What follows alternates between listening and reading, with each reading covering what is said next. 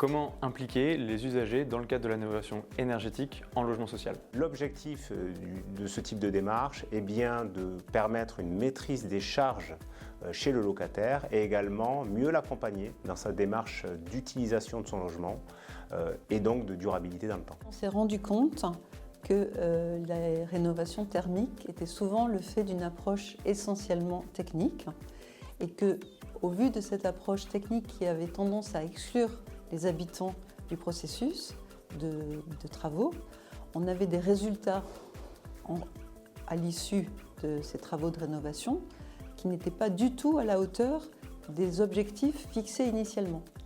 D'où la question de la prise en compte des usages qui sont essentiels pour effectivement faire baisser les émissions de gaz à effet de serre. Dans le cadre du projet Actelos, nous avions 5 bailleurs qui nous ont accompagnés et pour lesquels nous avons pu étudier 7 opérations différentes, donc des grands ensembles, des opérations diffuses, avec différents types de vecteurs énergétiques, du réseau de chaleur urbain, de l'électricité, du gaz, et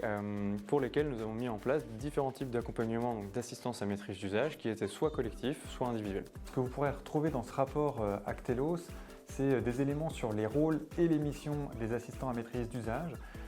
C'est aussi une analyse d'un suivi évaluatif mené sur 3 ans tout au long du projet de recherche sur les bénéfices et les conditions d'une bonne mise en œuvre d'une assistance à maîtrise d'usage dans les opérations en logement social. Enfin, des éléments pour aborder les projets de bâtiments non pas uniquement sous l'angle de la performance, mais aussi de la robustesse, c'est-à-dire